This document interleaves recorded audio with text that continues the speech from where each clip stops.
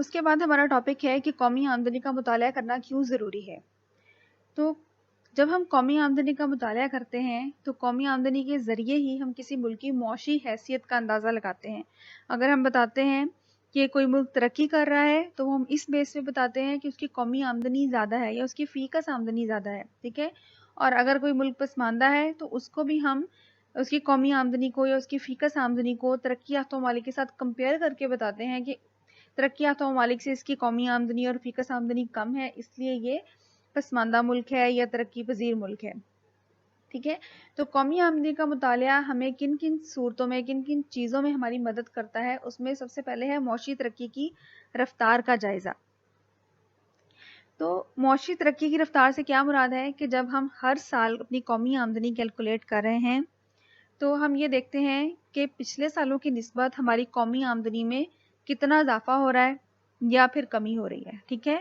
اگر پچھلے سالوں کی نسبت اگلے سال قومی آمدنی میں اضافہ ہو رہا ہے، تیزی سے اضافہ ہو رہا ہے، تو ہم کہہ رہے ہیں کہ معاشی ترقی کی رفتار زیادہ تیز ہے.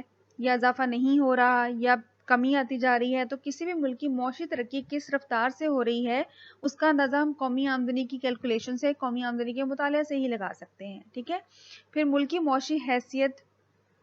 معاشی ترقی کی حیثیت کا اندازہ. ٹھیک ہے. جو آپ نے سیکنڈ لیکچر میں چیز پڑھی تھی فی کس آمدنی، کہ فی کس آمدنی کے لحاظ سے ممالک کو 3 کیٹیگریز میں ڈیوائیڈ کیا جاتا ہے: ترقی یافتہ ممالک، ترقی پذیر ممالک اور پسماندہ ممالک. تو جس ملک کی قومی آمدنی اور فی کس آمدنی بہت زیادہ ہوتی ہے وہ ترقی یافتہ ممالک کہلاتے ہیں. ٹھیک ہے.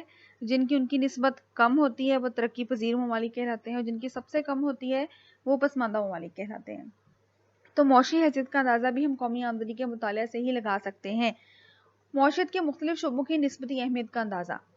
اب معیشت کے اندر زرعی شعبہ ہوتا ہے، صنعتی شعبہ ہوتا ہے. ٹھیک ہے. خدمات کا سیکٹر ہوتا ہے جس میں خدمات انجام دینے والے افراد بھی ہوتے ہیں اور ادارے بھی ہوتے ہیں.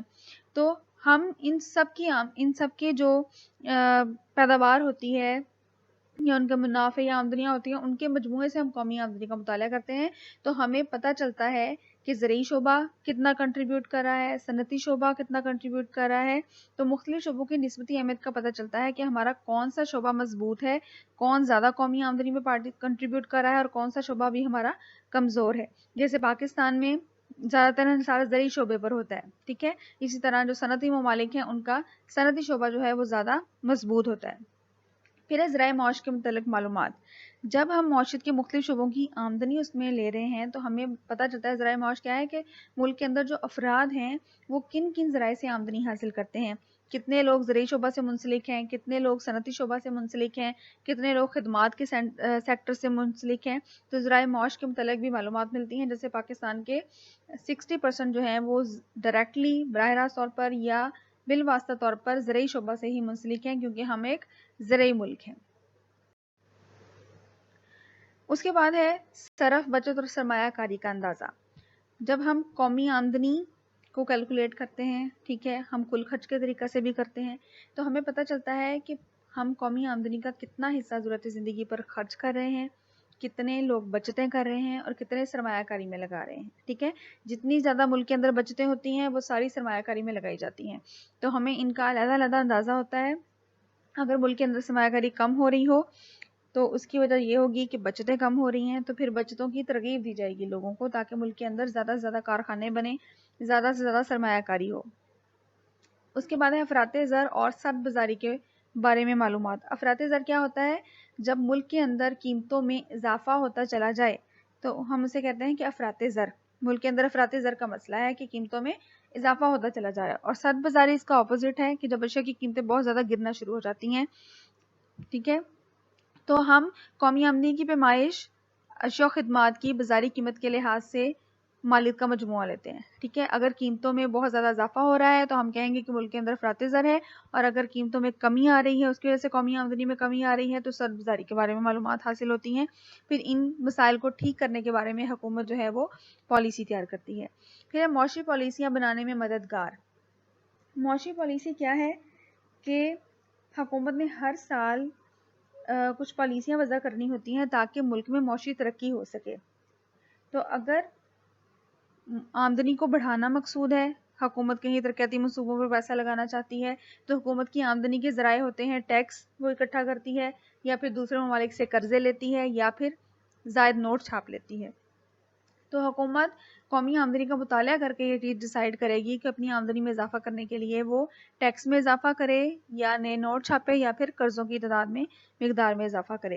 معاشی منصوبہ بندی، ہر ملک جو ہے وہ اپنے ملک کی معاشی ترقی کے لیے منصوبے تیار کرتا ہے۔ وہ 5 سالہ منصوبے بھی ہوتے ہیں، 20 سالہ منصوبے بھی ہوتے ہیں، اور سالانہ منصوبے بھی ہوتے ہیں، ٹھیک ہے۔ تو جب بھی کوئی منصوبہ تیار کیا جاتا ہے تو اس کے لیے ہم کوئی ٹارگٹ سیٹ کرتے ہیں، اپنے لیے کوئی گول سیٹ کرتے ہیں کہ ہم ملک کو معاشی ترقی دینا چاہتے ہیں، اور معاشی ترقی کا پیمانہ قومی آمدنی ہے۔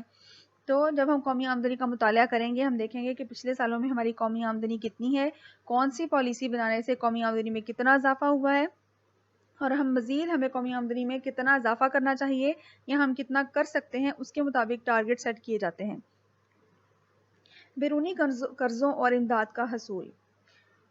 بیرون ممالک پسماندہ ممالک کو قرضے اس لیے دیتے ہیں تاکہ وہ بھی معاشی ترقی کر سکیں، ٹھیک ہے۔ تو اب بیرونی ممالک جب قرضے دیتے ہیں تو وہ دیکھتے ہیں کہ ہمارے قرضوں کی وجہ سے کیا وہ ملک واقعی ترقی کر رہا ہے یا نہیں، اور یہ دیکھنے کا طریقہ قومی آمدنی کا مطالعہ ہے کہ قومی آمدنی میں اگر ہر سال اضافہ ہو رہا ہے تو اس کا مطلب ہے کہ امداد صحیح جگہ پر خرچ ہو رہی ہے اور ملک معاشی ترقی کر رہا ہے، تو پھر مزید قرضے اور امداد حاصل ہوتی ہے۔ معیار زندگی کا اندازہ بھی قومی آمدنی کے مطالعے سے ہی ہوتا ہے۔ فیکس آمدنی سے معیار زندگی معلوم ہوتی ہے۔ جس ملک کی فیکس آمدنی زیادہ ہوگی، جیسے امریکہ، سوئٹزرلینڈ، انگلینڈ وغیرہ کی فیکس آمدنی زیادہ ہے، تو وہاں کے لوگوں کا معیار زندگی زیادہ ہے۔ معیار زندگی کیا ہے کہ ان کو زندگی کی کتنی سہولیات مل رہی ہیں، ٹھیک ہے۔ تو جن کی فیکس آمدنی زیادہ ہے ان کے پاس زندگی کی سہولیات زیادہ ہیں، ان کا معیار زندگی زیادہ ہے، اور جن ممالک کی فیکس آمدنی کم ہے وہ پسماندہ ممالک ہیں، اور وہاں کے لوگوں کا معیار زندگی بھی کم ہے۔ بین الاقوامی اہمیت، جیسے ہم نے پڑھا کہ بیرونی امداد اور قرضوں کا حصول جو ہے وہ بھی ہم بیرونی ممالک سے قرضے لیتے ہیں، تو وہ بھی ہماری قومی آمدنی کو دیکھتے ہوئے ہی ہمیں قرضے اور امداد دیتے ہیں۔ اس کے علاوہ جب بیرونی ممالک کی مختلف ادارے ہوتے ہیں، جیسے IMF ہے، ان کی جب ہمیں رکنیت ممبرشپ حاصل کرنی ہوتی ہے تو وہ بھی قومی آمدنی کی بنیاد پر ممبرشپ ملتی ہے، یا پھر آبادی کے لحاظ سے، یا پھر تجارت کے لحاظ سے کہ ہم دوسرے ممالک کے ساتھ کتنی تجارت کرتے ہیں۔ تو ان ساری چیزوں کو جب ہم نے کیلکولیٹ کیا ہوگا تو ہی ہم یہ پیش کر سکتے ہیں دوسرے ممالک کے سامنے، اور ان کے مختلف اداروں کی رکنیت حاصل کر سکتے ہیں، اور ان سے قرضہ اور امداد حاصل کر سکتے ہیں۔ بجٹ کی تشکیل۔ بجٹ کیا ہوتا ہے؟ ہر سال جو کسی ملک کی حکومت اپنی آمدنی اور اخراجات کا ایک تخمینہ لگاتی ہے کہ ہر سال اسے آمدنی کہاں کہاں سے حاصل ہوگی، کن ذرائع سے، اور اسے حکومت نے کن جگہوں پر خرچ کرنا ہے، یہ بجٹ کہلاتا ہے۔ تو بجٹ کی تشکیل کے لیے بھی قومی آمدنی کا مطالعہ بہت ضروری ہے کہ حکومت یہ جان سکے کہ اس کی آمدنی کے ذرائع کون کون سے ہیں، اور وہ کہاں اپنے بجٹ کو خرچ کرے، کون سا ترقیاتی منصوبہ بنائے جس سے قومی آمدنی میں اگلے سال مزید اضافہ ہو سکے۔ معاشی مسائل کے متعلق معلومات۔ معاشی مسائل کیا ہیں؟ جیسے آپ نے افراط زر کے بارے میں پڑھا، سرد بازاری کے بارے میں، یہ بھی معاشی مسئلہ ہے۔ بے روزگاری کا مسئلہ معاشی مسئلہ ہے، ٹھیک ہے۔ پھر جب ہم مختلف شعبوں کی معاشی نسبت دیکھتے ہیں کہ کون سا شعبہ قومی آمدنی میں کتنا کنٹریبیوٹ کر رہا ہے، تو اگر زرعی شعبہ زیادہ کنٹریبیوٹ کر رہا ہے، صنعتی شعبہ کم کر رہا ہے، تو اس کے مسائل کا اندازہ ہوگا کہ صنعتی شعبہ پیچھے کیوں ہے، یا زرعی شعبے کی آمدنی کم ہے تو وہ پیچھے کیوں ہے۔ تو ان معاشی مسائل کے متعلق معلومات حاصل ہوتی ہیں اور پھر حکومت ان کو درست کر سکتی ہے۔ اور لاسٹ پوائنٹ ہے توازن ادائیگی کا اندازہ۔ توازن ادائیگی کیا ہوتی ہے؟ درآمدات اور برآمدات کا توازن، ٹھیک ہے۔ درآمدات کیا ہے کہ جو چیزیں ہم دوسرے ممالک سے خریدتے ہیں اور اپنے ملک میں منگواتے ہیں، اور برآمدات ہوتی ہیں جو ہم دوسرے ممالک کو فروخت کرتے ہیں۔ تو دوسرے ممالک کو چیزیں فروخت کرنے سے ہمیں جو ہے وہ آمدنی حاصل ہوگی، جسے زر مبادلہ کہتے ہیں، بیرونی کرنسی، ٹھیک ہے۔ تو برآمدات کرنے سے ہمیں زر مبادلہ حاصل ہوتا ہے، اور درآمدات کرنے سے ہم زر مبادلہ خرچ کرتے ہیں، یعنی دوسرے ممالک کو پیسے دے رہے ہوتے ہیں۔ تو توازن ادائیگی کا اندازہ ہوتا ہے کہ ہمارا توازن ادائیگی جو ہے وہ بالکل بیلنس ہے، یعنی جتنا ہم خرید رہے ہیں اتنا ہی بیچ رہے ہیں، یا ہمارا توازن ادائیگی خسارے میں جا رہا ہے، یعنی ہماری درآمدات زیادہ ہیں، ہم خرید زیادہ رہے ہیں اور بیچ کم رہے ہیں، یا پھر ہمارا توازن ادائیگی فاضل جا رہا ہے، یعنی ہم برآمدات زیادہ کر رہے ہیں اور چیزیں دوسرے ممالک سے کم منگوا رہے ہیں۔